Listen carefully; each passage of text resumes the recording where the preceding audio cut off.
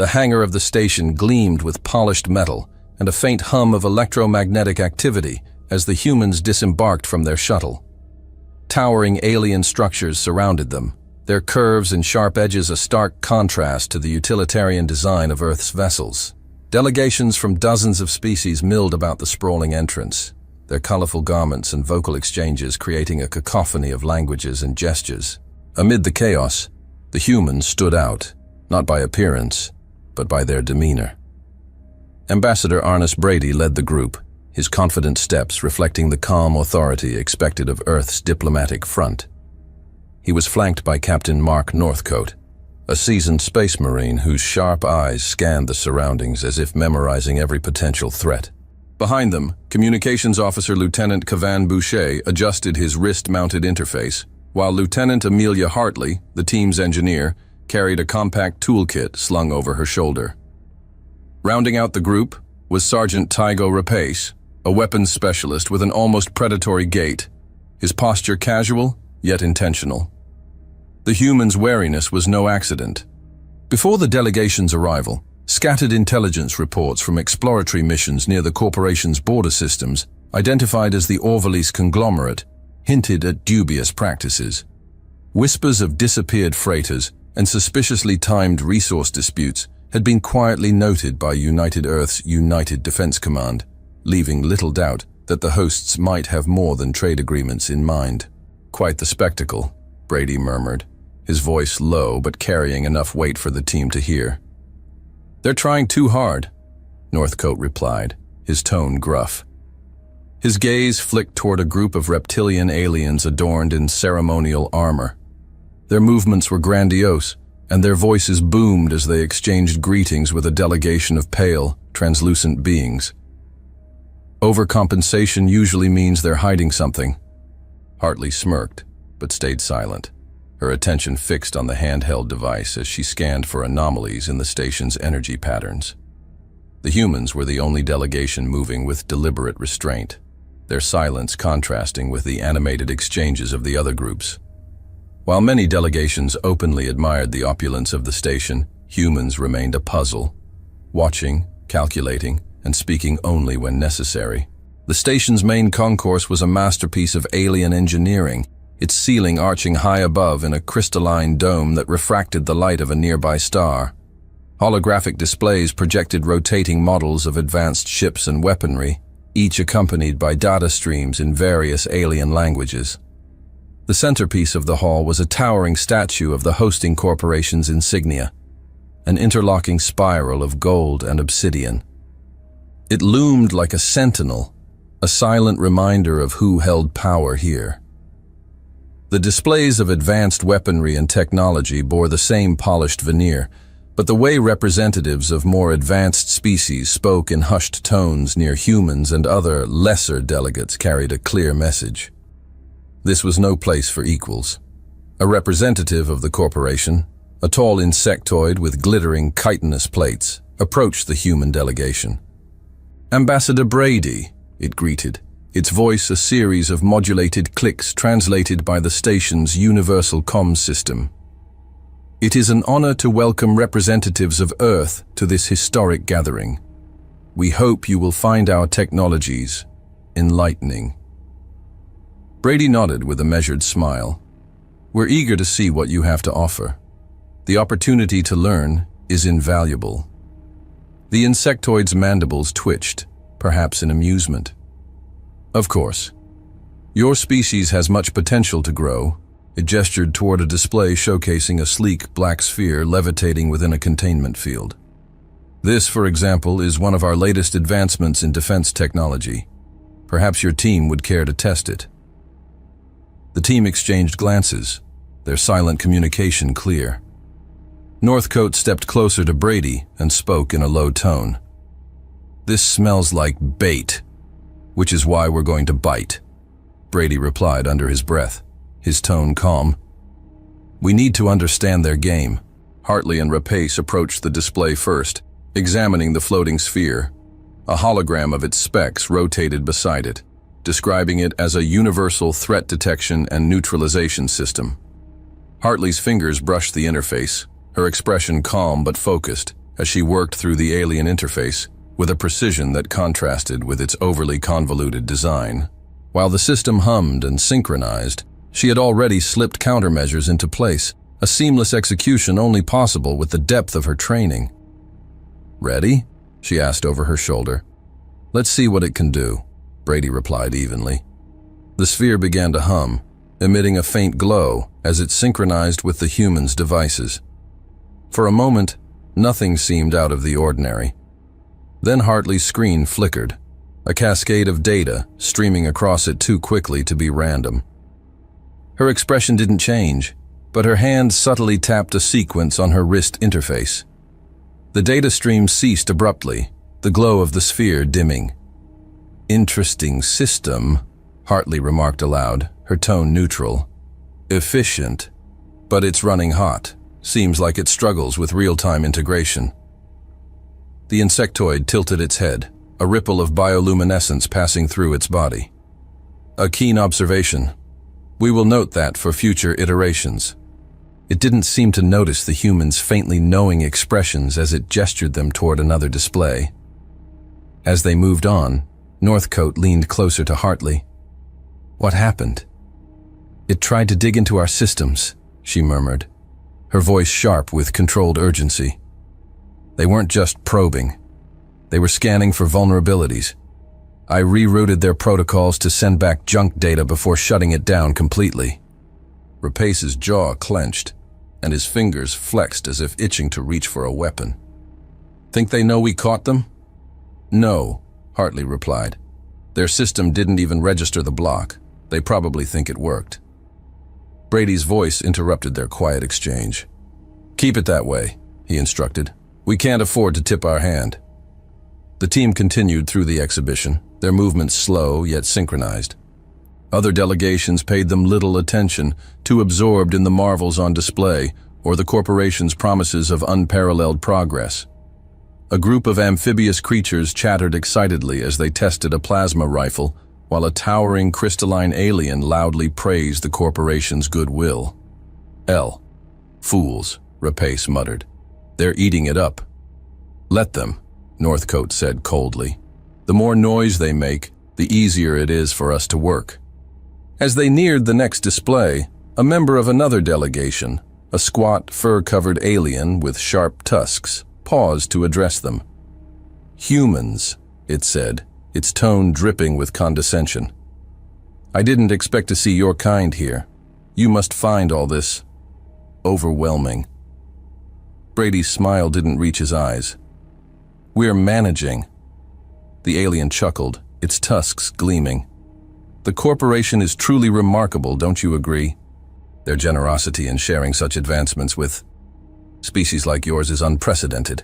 We're grateful for the opportunity," Brady replied evenly, his voice betraying no emotion. As the alien waddled away, Rapace muttered, "Generosity, my ass." Hartley's device beeped softly, and she glanced at it with a faint frown. "We need to regroup," she said. "There's more activity on their systems than there should be." Brady's nod was barely perceptible, but his voice carried authority. "Cavan, Tygo, with me. Amelia, Mark, start mapping their security patterns. Assume everything is monitored. Move like ghosts." His gaze swept over the team, a silent command passing between them. Northcote and Hartley exchanged a brief look of understanding before veering off toward a display of propulsion systems. Brady and the others continued toward a section showcasing cloaking devices, their demeanor unchanged, but their focus razor-sharp. As the team split up, the faint hum of the station's systems seemed to grow louder. The humans moved like shadows among the chaos, their actions coordinated and calm. Around them, the alien delegations remained blissfully unaware of the cracks beginning to form beneath the surface of the corporation's polished facade. The hum of the station's systems faded into the background as the human delegation reconvened in a secluded alcove near the exhibition's quieter sections. The polished metal walls reflected faint glimmers of light from the displays, giving the space an air of sterile isolation. Ambassador Brady's calm exterior belied the tension simmering beneath the surface as his team gathered around him in a tight semicircle. Lieutenant Hartley was the last to arrive, her face calm, betraying none of the inner turmoil she carried. "We need to send a report to command," Brady began, his voice low but firm. "What we've uncovered so far is enough to warrant immediate attention." "Agreed," Captain Northcote said, his arms crossed over his chest. "But we can't afford to make it obvious. If they realize we've spotted their game, this could escalate fast." Lieutenant Boucher was already at work, inputting commands quickly over the interface on his forearm. A soft glow illuminated his face as he coded an encrypted message to the United Earth Defense, UED command. "I'll keep it short and vague," Boucher said without looking up. "If they're monitoring outgoing transmissions, we don't want to raise any flags." "Good," Brady replied, his tone measured. "Keep it to the essentials. No speculation, just facts." Boucher nodded, his voice steady as he muttered under his breath, finalizing the message. "Attempted system intrusion detected during tech demonstration. Potential espionage. Investigating further. Awaiting directives." With a swipe, the encrypted transmission was sent, disappearing into the station's comm relay network. The team waited in silence, the weight of the moment heavy in the still air. Minutes ticked by before a soft chime signaled an incoming response. Boucher's interface lit up, displaying a message marked with UED credentials. He opened it, his brow furrowing almost immediately. "That was fast," Rapace muttered, his tone skeptical. "Too fast." "Let's see what they said," Brady instructed. Boucher read the message aloud, his voice neutral but tinged with an edge of unease. "Acknowledged. Maintain current position and proceed with caution. Await further instructions." The words hung in the air, and for a moment no one spoke. Something about the phrasing felt off, though it wasn't immediately obvious. Northcote leaned in, his sharp eyes scanning the text. "That doesn't sound right. Maintain current position? Command wouldn't suggest that in a situation like this. They'd push for more intel or at least suggest fallback protocols." "Exactly," Boucher said, his voice tightening. "And look at the header encryption. There's a minor mismatch. It's subtle, but it's there." Hartley stepped closer, her analytical gaze fixed on the display. Could it be a relay issue? Some sort of corruption in transit? Boucher shook his head. "No, the timestamp and routing look clean. Whoever sent this wants us to think it's command." Brady's expression darkened as he processed the implications. "We're isolated," he said quietly, the weight of the statement settling over the group like a heavy shroud. "Whoever intercepted that message wants us to stay put, and in the dark." Rapace's fists clenched at his sides, his voice a low growl. "So what's the play? We wait for them to come at us, or we hit back first?" "We act," Brady declared, his tone leaving no room for doubt. "We're not their prey. We control the field, and we do it on our terms. If we're going to figure out what's happening here, we need to dig deeper, and do it without drawing attention. Mapping security patterns is a start," Northcote said. "We need to know their blind spots if we're going to move without being seen." Hartley nodded, already pulling up a schematic of the station on her device. "I've been running passive scans since we got here. Their internal security grid is complex, but it's not impenetrable. If we use the tech they're showcasing against them, we might find a way into their restricted areas." "Cavan," Brady said, turning to Boucher, "can you keep monitoring their comm channels? Look for anything that might give us an edge. Routing schedules, patrol rotations, anything." "On it," Boucher replied, as he began tapping into the station's encrypted networks. "Mark, Tygo," Brady continued, his eyes hardening. "Scout every corridor, every hatch. Find us ways in, and more importantly, ways out. We need contingency plans for every possible scenario. If something goes wrong, I want options." Northcote's nod was curt, his expression grim. "We'll keep it tight. No unnecessary risks." Rapace smirked faintly, the glint of determination in his eyes. "Risk is my specialty." As the team dispersed to their tasks, Brady remained behind, his gaze lingering on the bustling exhibition floor. Alien delegates continued to marvel at the Orvalis conglomerate's technological wonders, oblivious to the undercurrents of deceit swirling beneath the surface. A shadow crossed the ambassador's face. The stakes were higher than ever, and failure was not an option. About 1 hour later, the team stood in the dimly lit auxiliary corridor, the distant hiss of pressurized air breaking the silence. Hartley deactivated her holographic map, tucking the device into her toolkit as the weight of the moment settled over them. Northcote adjusted the strap of his weapon harness, his sharp eyes darting between the group as he spoke in a low, measured tone. "Amelia Cavan, you're with me," Northcote said, his voice commanding. "Tygo, you stay here with the ambassador. If anything goes sideways, you'll need to keep him alive." "Understood," Rapace replied, his usual smirk replaced by a grim resolve. He shifted his stance, subtly adjusting the position of his sidearm. "I'll keep the boss breathing." Brady gave Northcote a brief nod, his expression calm but guarded. "Make it clean. We can't afford to draw attention." "Understood," Northcote replied. "We'll move like ghosts." Without another word, the infiltration team slipped away, activating the sleek camouflage systems they had adapted from the exhibition. Their outlines shimmered faintly before blending into the sterile corridor as they moved silently and perfectly synchronized. The trio navigated through sparsely used maintenance corridors, the polished walls casting faint reflections of their movements. Hartley led the way, her wrist device projecting a faint beam of light as she scanned for hidden security measures. They reached the maintenance hatch Hartley had identified earlier. She knelt before it, her toolkit already open as her fingers worked with mechanical precision.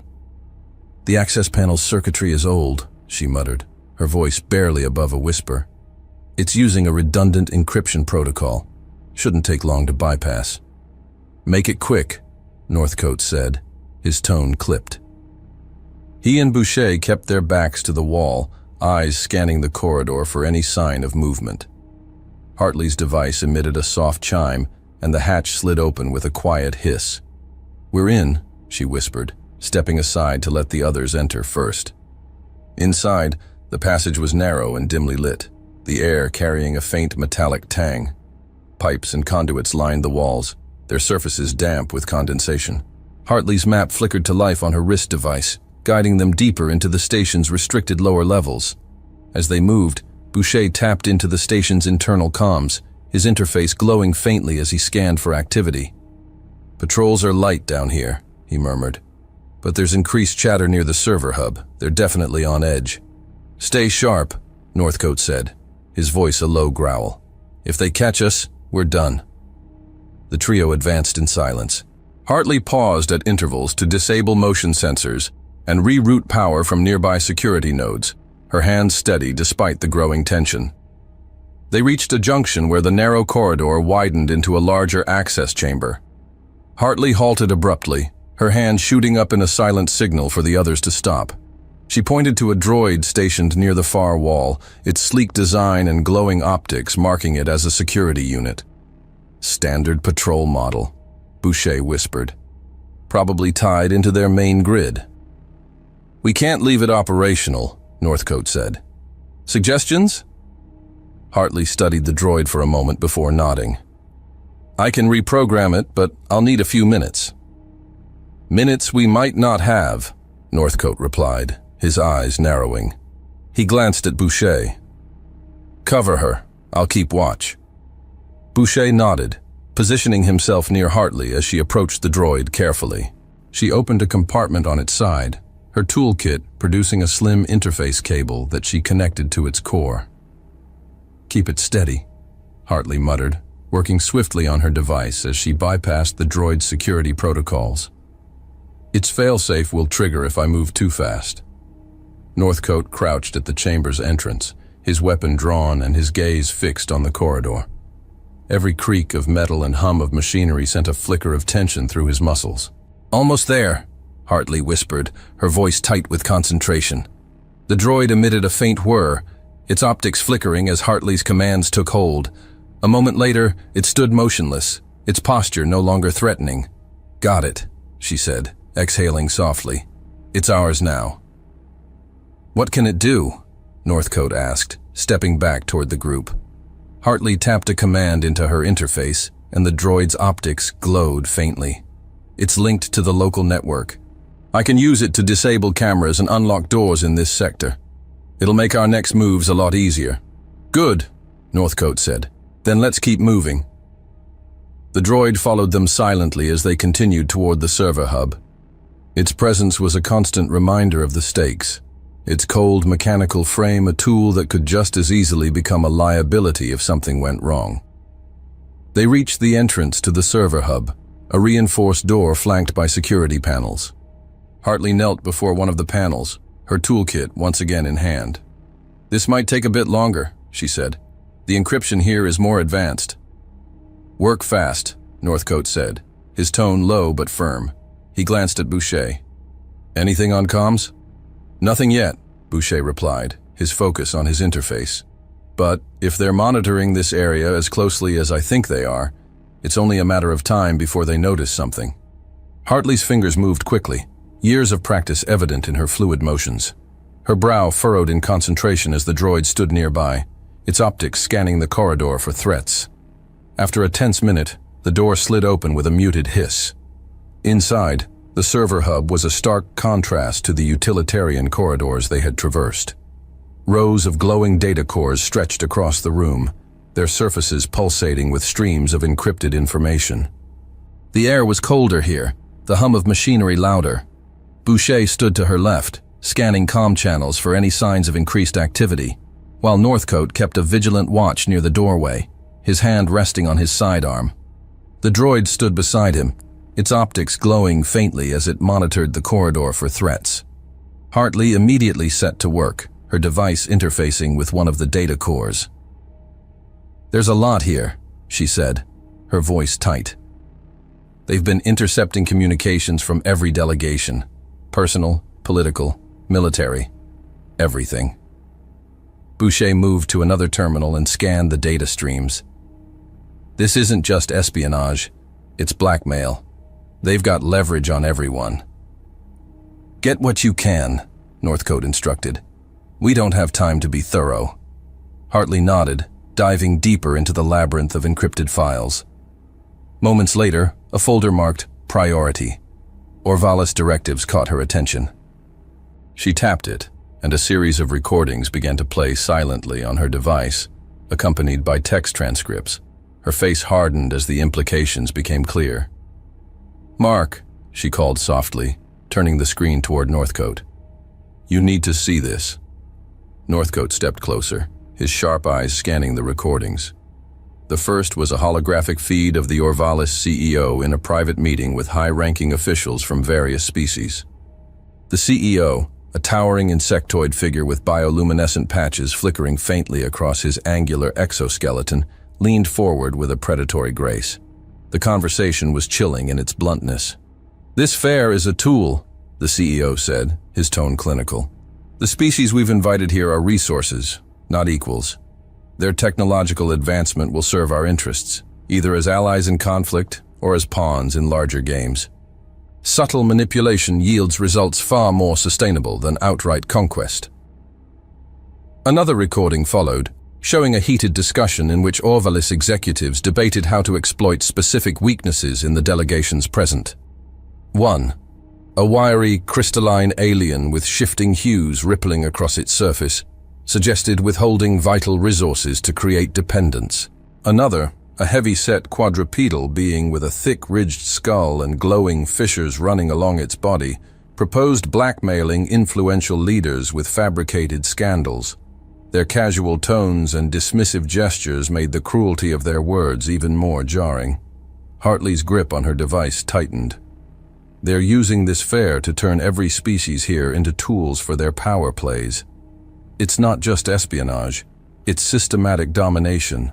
Boucher's face darkened as he scrolled through intercepted communications. "They've already started implementing some of these plans. Look, this one's targeting a delegation from the Valtari. They're planting evidence to frame them as hostile aggressors." Northcote's expression hardened, his voice low, edged with urgency. "We're blowing the lid off this. Amelia, can you compile all of this into a single file?" Already working on it, Hartley replied. I'll compress the recordings and attach detailed annotations. Once we send this out, every delegation here will know exactly what Orvalis has been doing. Before Northcote could respond, Hartley's device emitted a sharp beep. We've got company, she said. A patrol's heading this way. Northcote's shoulders stiffened, tension radiating through his posture. Shut it down and move. Hartley tapped a final command into her device, the droid responding instantly as it moved to disable the nearby cameras. Done, she said, pulling back from the data core. The team slipped out of the server hub, just as the sound of approaching footsteps echoed down the corridor. The droid followed, its optics glowing faintly as it continued to suppress the security systems in their path. As they disappeared into the shadows of the maintenance corridors, Northcote allowed himself a brief moment of relief. They had what they needed, at least for now. But the game was far from over, and the Orvalis conglomerate would not remain unaware for long. Meanwhile, on the station's main exhibition floor, the Orvalis CEO, Vilos Kryn, stepped onto the stage, his insectoid form catching the light of the massive holographic displays. Delegates from dozens of species turned their attention to the raised platform as the presentation began. His tone was smooth, practiced, and reassuring. At Orvalis, we lead the galaxy toward unity through innovation, the CEO declared, his mandibles clicking in rhythm with the translator's soothing voice. This gathering is a testament to what we can achieve together, a future where technological barriers no longer divide us. Scattered applause echoed through the hall, though some delegates exchanged skeptical glances. In one corner, Brady stood with Rapace, their faces composed as they watched the unfolding spectacle. Brady's eyes were scanning the room for reactions, while Rapace's posture remained casual, his hand resting near his holstered weapon. This is just a smokescreen, Rapace murmured. They're buttering everyone up while they pull the strings. Which is why we need to give them something they can't ignore, Brady replied. The others need to see the truth with their own eyes.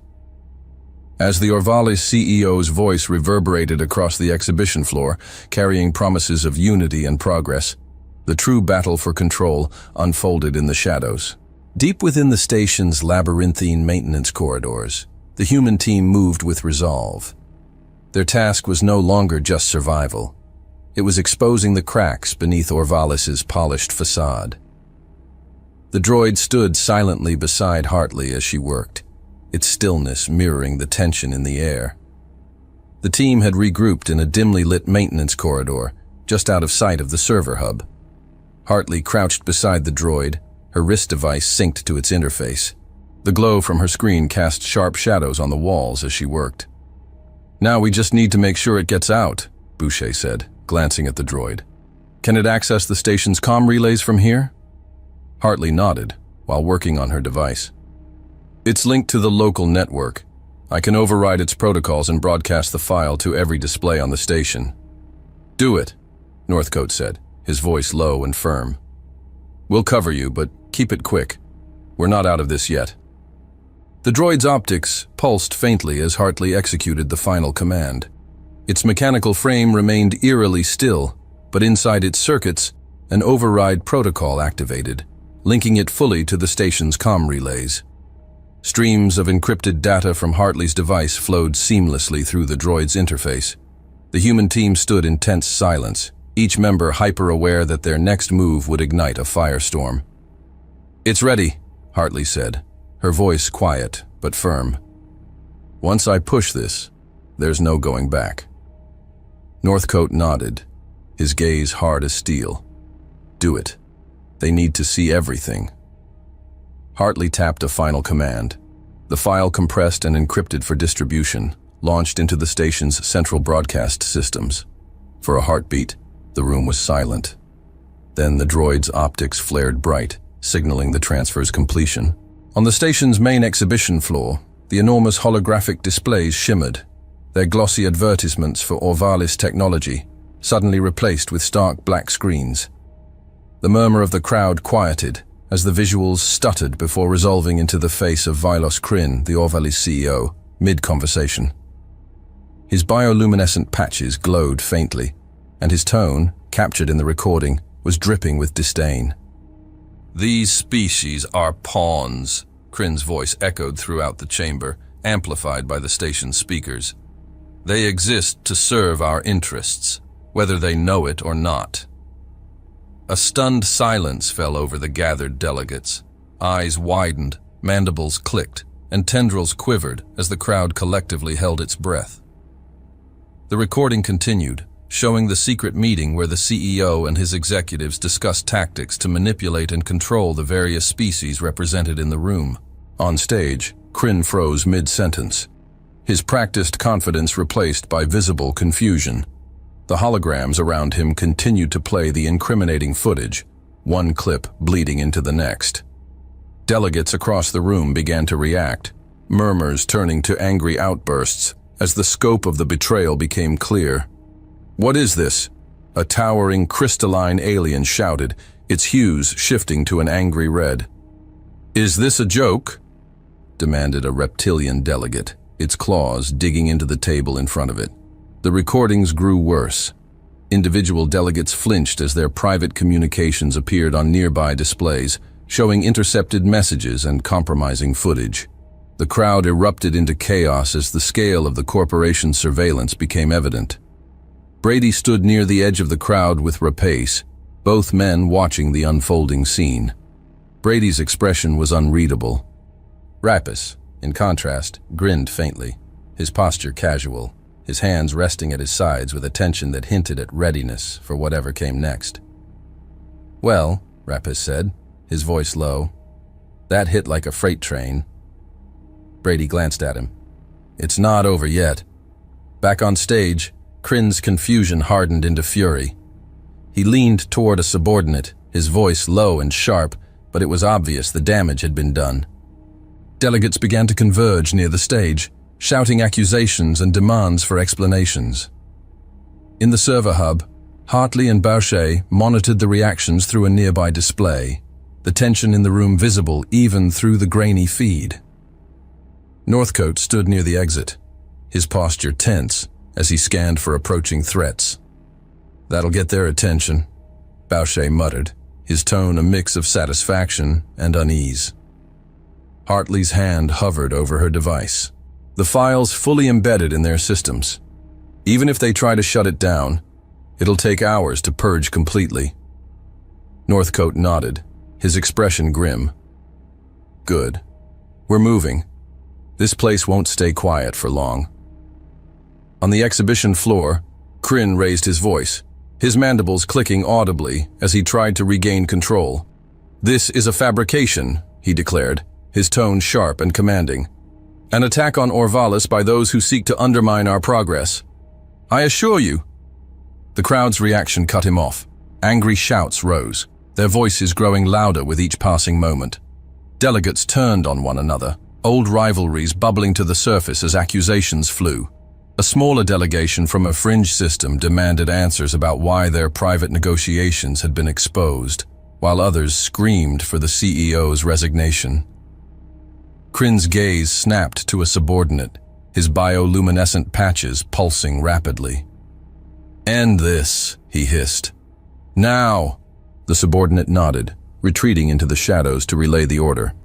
Moments later, the station's lights dimmed, and a shrill alarm echoed through the halls. Delegates froze mid-argument, their heads snapping toward the sound. The air grew thick with tension, the kind that precedes violence. The room froze for a heartbeat as the first droids stepped forward, their mechanical limbs moving with predatory efficiency.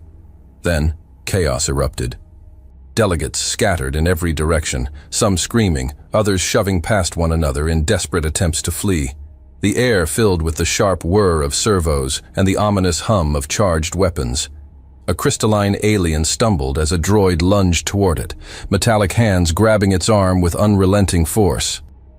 Another delegate, a reptilian creature, hissed in defiance, only to be struck down by a droid's concussive blast, its body crumpling against the polished floor. The cold precision of the machines left no room for mercy. From the edges of the room, Brady and Rapace watched the pandemonium unfold. Rapace's jaw clenched as he saw a small delegation being cornered near the exit, their panic evident. "This isn't just a sweep," he muttered, his voice low. "They're hunting." "We need to regroup," Brady said, his tone firm despite the chaos around them. "If we don't hold the line, this whole place falls apart." Around them, the droids moved relentlessly, their glowing optics scanning the crowd for signs of resistance. The fair had become a battlefield, and the humans knew they were now the primary targets. On stage, a subordinate rushed to Kryn's side, his expression panicked. "Sir," he said quickly, "we've managed to re-establish some of the security cameras in the lower sectors. The humans—" He hesitated, swallowing hard. "They're the ones who disabled them. They've been inside our systems." Kryn's bioluminescent patches flared brightly with rage. "Find them," he growled. "I want them eliminated immediately." The station's alarms blared, echoing through the narrow corridors as Northcote led Hartley and Boucher deeper into the maintenance pathways. Behind them, the reprogrammed droid followed silently, its optics scanning for threats. "They're funneling us," Hartley muttered, her eyes flicking to her wrist interface. "They've rerouted security protocols to block most of the exits. We'll need to go through the lower sectors to reach the secondary control hub." Boucher's voice was low but urgent. "That puts us closer to their main patrol routes. They're tightening the noose." Northcote slowed his pace, his sharp gaze moving between the paths ahead. "Amelia, Kavan, keep moving. Get to that hub and shut down as much of their system as you can. I'm heading back to regroup with Brady and Tygo." Hartley hesitated. "You'll be outnumbered if they find you." Northcote's expression was grim but determined. "That's not new. You two focus on the mission.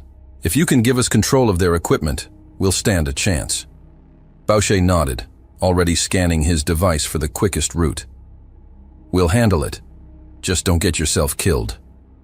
Northcote gave a curt nod and turned back the way they had come, his boots moving silently over the metal floor. Hartley and Boucher exchanged a brief glance before pressing forward, their pace quickening as the sound of distant footsteps grew louder behind them. In the exhibition hall, Brady and Rapace moved cautiously through the chaos. Delegates were scattered, some cowering behind overturned tables while others darted toward blocked exits, only to be met with the unyielding forms of security droids. The mechanical sentinels moved methodically, their glowing optics sweeping the room as they herded survivors toward the central concourse. Rapace's eyes darted to a nearby display case, where a prototype plasma weapon was mounted behind a thin layer of transparent shielding. "Brady," he said, his voice low. "If we're going to make a stand, we'll need more than fists." Brady followed his gaze, his expression hardening. "We don't have time for subtlety. Do it." With a swift motion, Rapace grabbed a chair and swung it into the display, shattering the protective casing. He reached in and pulled out the weapon, its sleek design humming faintly as it powered up. Nearby delegates watched, some with hope, others with uncertainty. "Stay close," Brady called to the nearby delegates, his tone firm. "We'll need every able hand to hold them off." As more droids entered the hall, Rapace began distributing weapons from the broken displays. Plasma rifles, kinetic gauntlets, and micro-grenade launchers, tools meant for demonstration now became instruments of survival. "Form a perimeter," he barked. "If you want to live, follow our lead. Cover the entrances and don't let them box you in." A crystalline alien, its hues flickering with anxiety, stepped forward and took one of the weapons Rapace offered. "What's the plan?" it asked, its voice trembling. Brady's gaze was steely. "The plan is to fight. Hold the line here until we can shut them down." Deeper in the station, Hartley and Boucher reached the secondary control hub. The entrance was guarded by 2 security droids, their sleek forms illuminated by the red glow of the emergency lights. Hartley crouched behind a nearby conduit, her wrist device already interfacing with the reprogrammed droid. "I can spoof their ID tags," she whispered, her fingers moving rapidly. "But it'll only buy us a few seconds before they reset." "Make it count," Boucher replied, his voice steady. Hartley executed the command, and the reprogrammed droid stepped forward, its optics flashing in acknowledgement. The guards froze for a moment, their systems hesitating as they processed the false data. Boucher took the opportunity to dart forward, his movements quick and swift. He jammed a compact EMP device into the nearest droid's torso, triggering a short burst of energy that sent it collapsing to the floor. The second droid turned, but before it could react, Hartley's droid struck, disabling it with a powerful blow. "Clear," Boucher said, exhaling sharply. Hartley didn't waste a moment. She sprinted to the control terminal and began working, her interface connecting to the station's security grid. "Their systems are heavily segmented," she muttered. "It's going to take time to get full access." "Just get us something," Boucher said, positioning himself near the entrance to keep watch. Hartley's screen filled with streams of alien code, while she bypassed firewalls and rerouted permissions. "I can unlock the equipment storage bays," she said. "That'll give Brady and the others access to more weapons." "Do it," Boucher replied, his gaze fixed on the corridor. "And see if you can take out their cameras while you're at it." Hartley tapped a final command, and a faint hum echoed through the station as storage bays across the exhibition floor unlocked. Display cases slid open, revealing rows of advanced weaponry that had been hidden from view. At the same time, the feed from several security cameras flickered and went dark. "That should give them a fighting chance," Hartley said, a hint of satisfaction in her voice. Back in the exhibition hall, the change was immediate. Delegates scrambled to the newly unlocked storage bays, arming themselves with high-powered energy rifles and adaptive shields. Brady and Rapace moved quickly, directing the flow of weapons to form a more organized defense. Northcote jogged into the hall, his breath steady despite the chaos.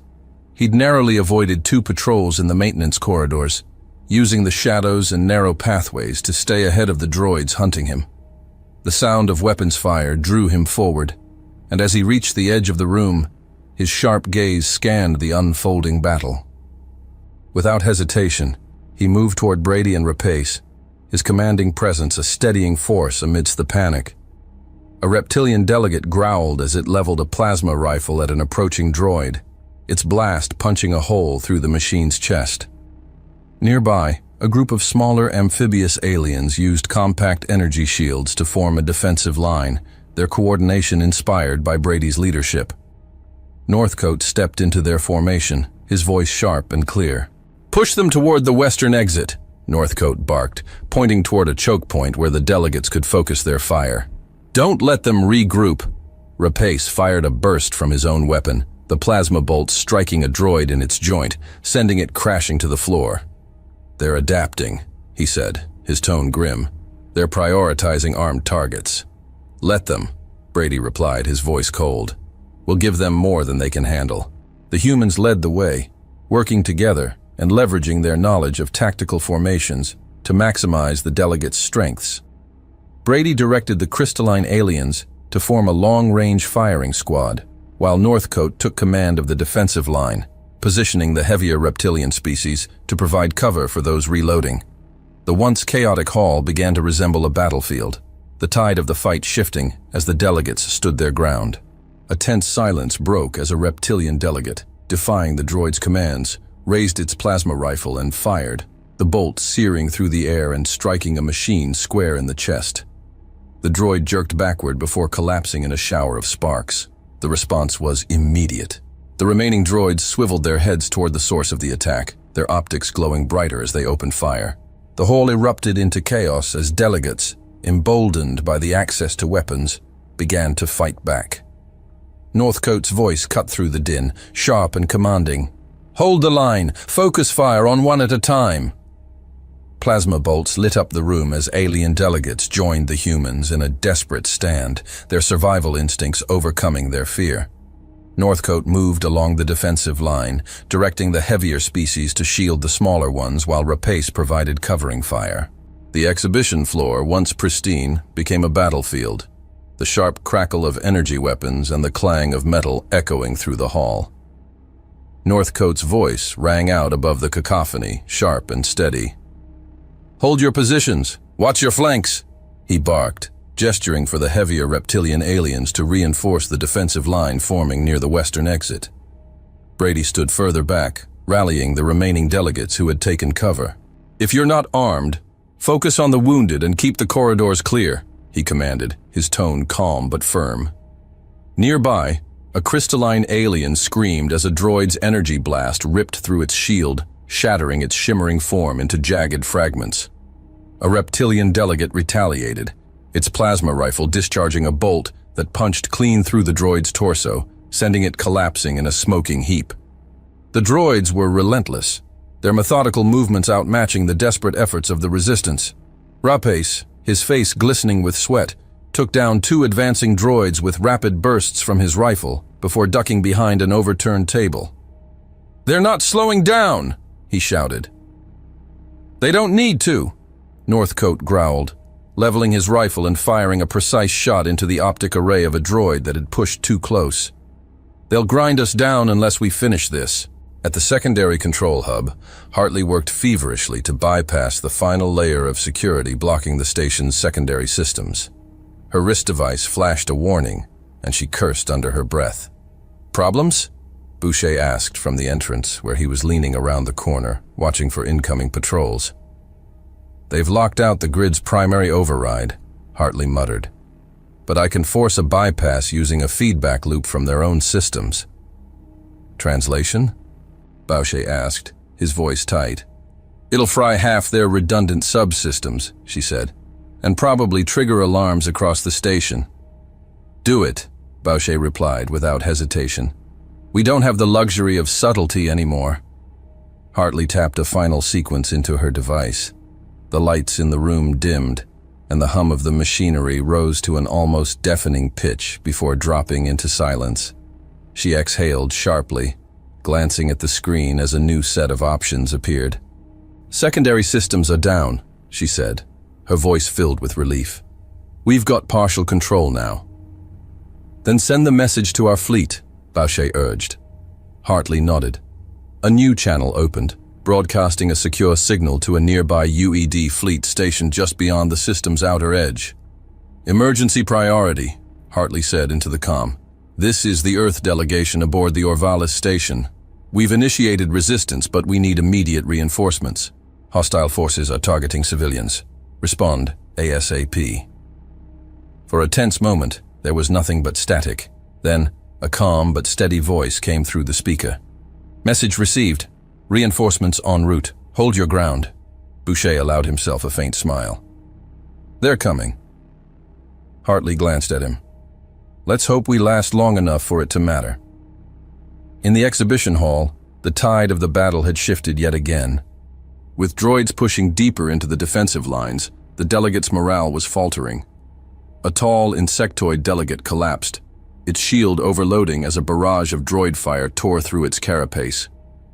"We're losing ground," Rapace shouted, his back pressed against a broken display. "We can't hold much longer." "Just a little longer," Northcote replied, firing off another volley that clipped a droid's shoulder. He stepped forward, rallying the line as the remaining defenders dug in. "Focus your fire on the center units! Break their momentum!"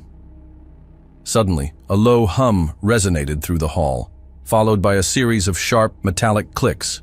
The droids froze mid-step, their glowing optics dimming as their systems powered down one by one. The defenders stared in disbelief as the once relentless machines stood motionless, smoke rising faintly from their joints. Northcote lowered his rifle slightly, his sharp gaze darting across the room. What just happened? Brady stepped forward, his eyes scanning the now quiet battlefield. "I think we just won," he said cautiously. Cheers erupted from the remaining delegates as the realization set in. Weapons were lowered, and some aliens even embraced one another. Rapace grinned, leaning against a shattered pillar. "Guess the nerds pulled it off," he said with a chuckle. Around the hall, delegations scrambled to their comm devices, their screens lighting up as communication channels were restored. Messages were sent in a flurry, calling for reinforcements and reporting the situation to their respective homeworlds. On the command center of Orvalis, Vielos Kryn stood rigid, his bioluminescent patches flaring erratically, as his subordinates frantically worked to regain control of the station's systems. The screens before them displayed nothing but static, their access to the mainframe completely severed. "Status!" Kryn barked, his tone sharp and venomous. A subordinate turned to him, panic etched across their features. "The secondary grid is offline. They've locked us out of the main systems. Communications, security, everything. We've lost it all." Kryn's mandibles clicked in agitation as he paced the room. "How? How did this happen?" Another subordinate hesitated before speaking. "It was the humans. They've been inside our systems from the start." Kryn froze, his glowing eyes narrowing with fury. For a moment, the room was silent save for the faint hum of emergency lights. Then, his voice cut through the tension like a blade. "Prepare my personal shuttle. We're leaving." The quiet vibration of Vilos Kryn's personal shuttle filled the private hangar bay as the engines powered up. The air shimmered with heat from the thrusters, casting distorted shadows against the sleek metallic walls. Kryn stood at the base of the boarding ramp, his glowing eyes darting across the control panels as subordinates loaded sensitive cargo. Around him, the last remnants of his inner circle whispered anxiously, their usual air of superiority replaced by desperation. "Hurry up," Kryn snapped, his mandibles clicking as he paced. "The longer we stay, the more vulnerable we are. I want this shuttle off the station now." One of his advisors, a lanky alien with spindly limbs and a nervous twitch, hesitated before responding. "Sir, we've lost all communication with the outer docks. There are reports of—" "Enough!" Kryn interrupted, his bioluminescent patches flaring brightly. "I don't care about reports. Get this ship in the air or I'll leave without you." Unbeknownst to them, Northcote, Rapace, and a small group of armed delegates had slipped into the hangar through a maintenance passage, guided by Hartley's hacked access to the station's internal schematics. Northcote crouched behind a stack of cargo crates, his rifle slung across his back as he surveyed the scene. The tension in his shoulders betrayed his focus. "They're running," Rapace muttered, his voice low but edged with disdain. "Typical. They're not getting far," Northcote replied, his tone measured. He tapped his comm, whispering into it. "Hartley, we've got visual. Can you lock them down?" Hartley's voice came through, calm and focused. "I can access the hangar's security protocols. Give me a few seconds."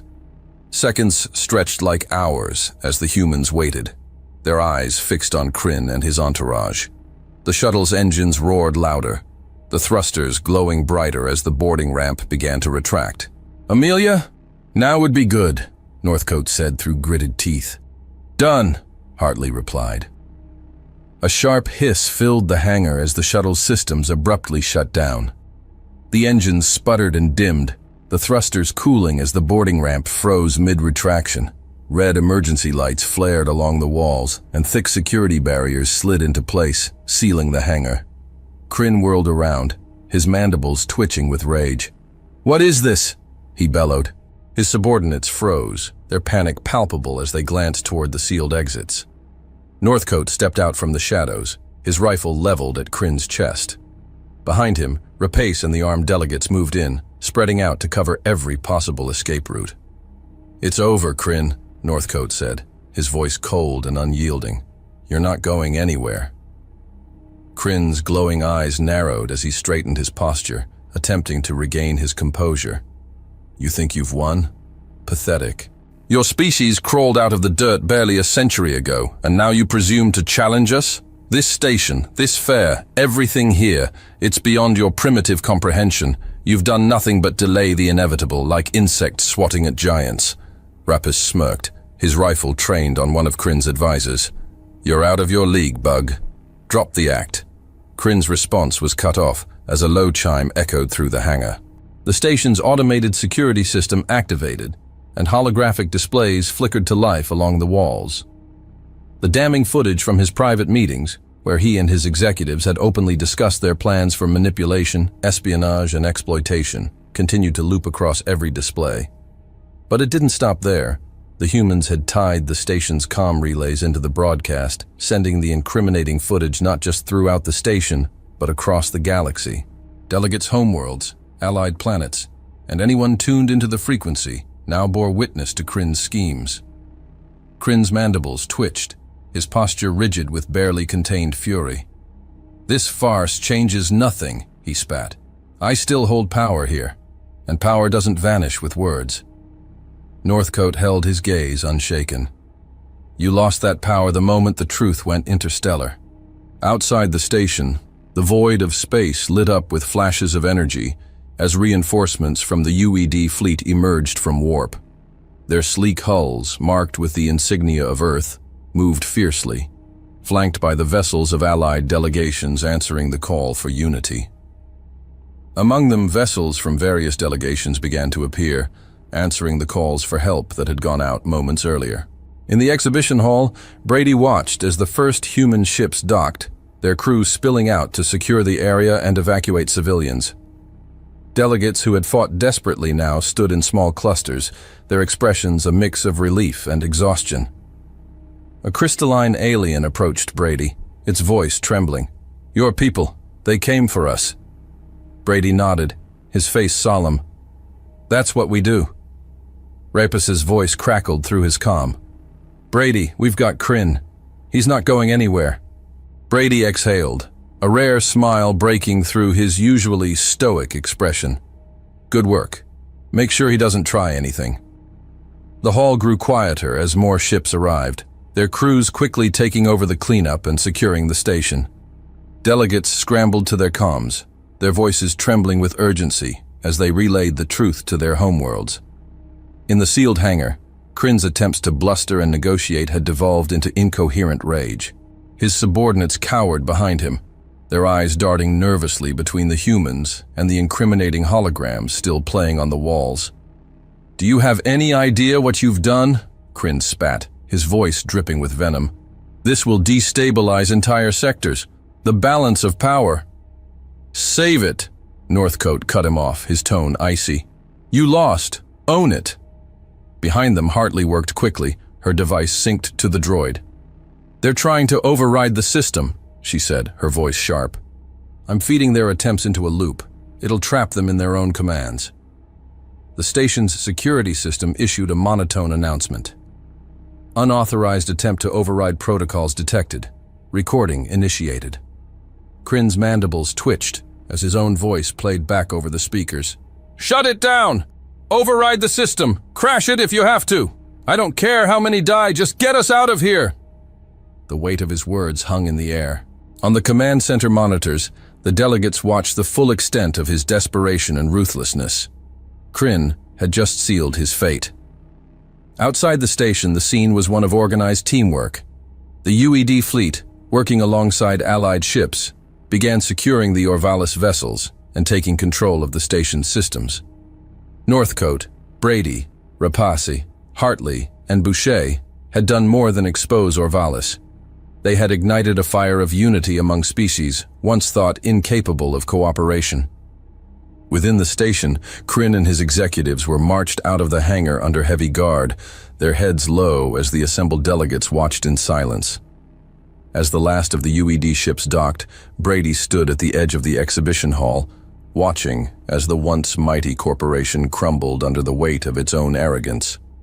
Above, the station's shattered holograms flickered one last time before shutting off entirely, the Orvalis logo disappearing into darkness. Hey there again. I'm glad you've come so far. Hope you enjoyed the video. Remember to hit the like button and the subscribe button. This is really important to the channel. Really important. And I have one more thing for you. I've chosen another video for you to watch. Just click the card here, or here if you want the whole playlist. See you there.